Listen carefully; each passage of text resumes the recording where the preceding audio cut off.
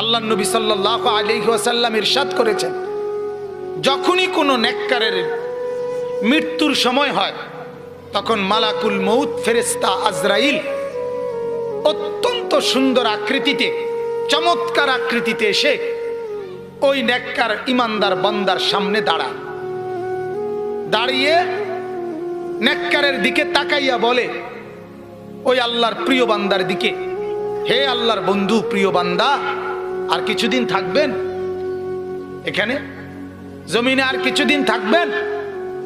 আল্লাহর প্রিয় বান্দা তখন বলে, মালাকুল মউত, হায় তুমি কি বললা? আজ 40 বছর, আজ 30 বছর দিবা নিশি আল্লাহ পাককে ডাকতেছি, তার কাছে যাওয়ার জন্যই তো ডাকতেছি। আমি কি থেকে যাওয়ার জন্য ডাকছি? সকালেও তো তাকেই ডাকি, দুপুরে তাকেই ডাকি, বিকালে তাকেই ডাকি, সন্ধ্যায় তাকেই ডাকি, রাতে তাকেই ডাকি, তাহাজ্জুদের রাত গভীরে সেই আল্লাহকেই তো ডাকি, ওই মাওলার কাছে যাওয়ার জন্যই তো ডাকি। আমি তো যেতে চাই আরো আগে, তুমি আসো না, দেখা না যাইতে পারি না, অপেক্ষায় আছি সেই কবে থেকে।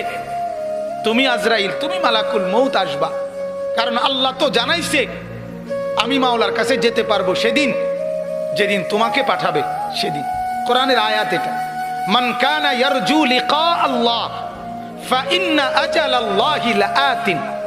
আল্লাহ বলে, তোমরা যারা যারা আমি আল্লাহর মোলাকাত চাচ্ছ, আমি মাওলার দিদার চাইতেছ, আমি আল্লাহ তাআলা মালাকুল মউতকে মৃত্যুর নামে তোমার কাছে পৌঁছাবো, তার কাছে ধরা দিয়ে আমার কাছে চলে আইসো।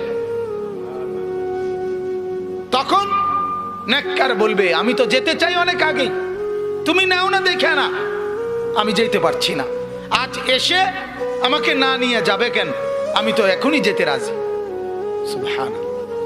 এজন্য বাপ, এটা মনে করা, এটা ফিকির করেন।